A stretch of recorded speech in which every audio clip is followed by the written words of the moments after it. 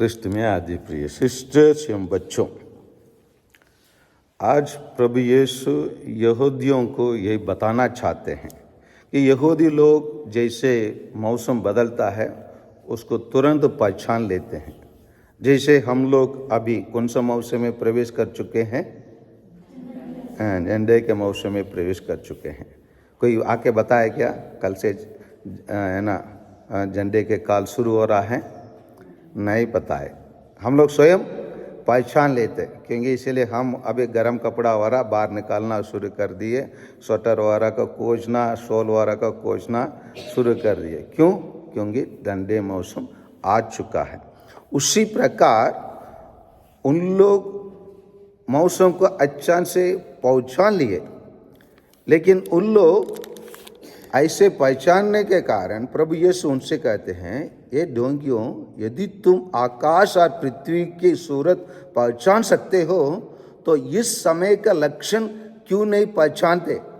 इस समय का लक्षण क्यों नहीं पहचानते? इस समय का लक्षण क्या है? प्रभु यीशु क्या का पहचानने के लिए बता रहे हैं?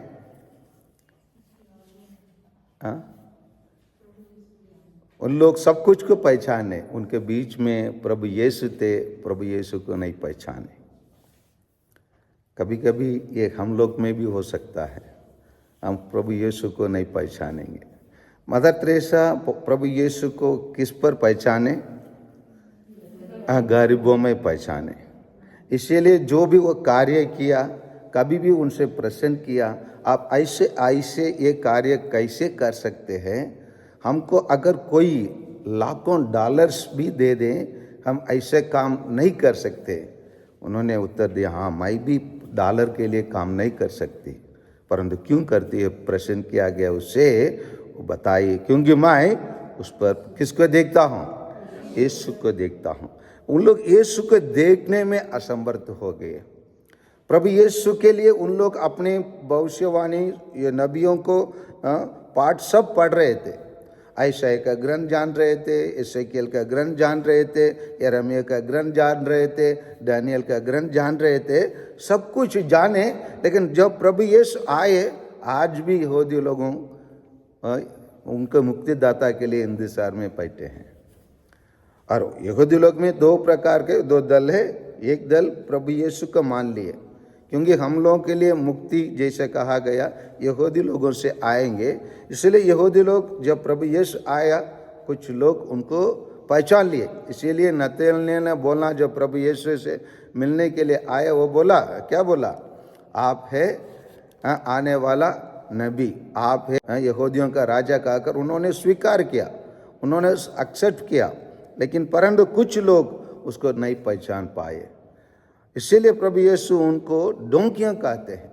अब वातावरण दुनिया का, इसीलिए सेंट पॉलस आज के पहला पाठ में भी क्या कहें, आप लोग बुलावा के अनुसार जिए, और किसके अनुसार नहीं जिए? दुनिया के अनुकूल मत जिए। दुनिया के अनुकूल सब लोग जान रहे थे जीने के लिए। जैसे मौसम बदलता है, हम लोग सब अपना कपड़ा कैसे ओढ़ना है हम जानते हैं, कैसे भोजन करना है हम जानते हैं। लेकिन जब प्रभु यीशु हमारे बीच में है, उसको पहचानना, उसके अनुसार जीने के लिए हमको प्रयास करना है। अगर नहीं करेंगे तो हम बताया जाता है, आप रास्ते में भी समझौता करने की चेष्टा करो। प्रभु यीशु जब हमारे बीच में ही, तभी उनके पहचान लो। कहीं ऐसा ना हो जब हम मरने के बाद कहाँ जाएंगे? ऊपर जाएंगे, लेकिन सब लोग सीधे स्वर्ग में जाएंगे क्या? नहीं, हम लोग गारंटी नहीं दे सकते हैं। न्यायकर्ता तो हमें क्या कर सकता है? हमें प्यादा के हवाले कर दे और प्यादा हमें बंदी घर में डाल सकते हैं।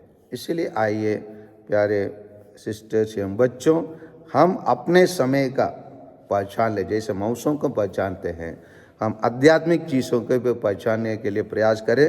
इन दिनों में हम लोग सिनोडल चर्च और वो बुलावा देती है, वो भी रीड द टाइम्स, टाइम के अनुसार समय का क्या आवश्यकता है, उसी के अनुसार हम अपने आप को परिवर्तन करने के लिए बताते हैं। अगर नहीं बताते हैं तो हम लोग भी प्रभु यीशु कहेंगे ये डोंगियों। कहना है क्या? हमको डोंगियाँ कहना है क्या? कहना है नहीं कहना है? नहीं कहना है तो आइए प्रभु यीशु को हम पहचान ले। आमीन।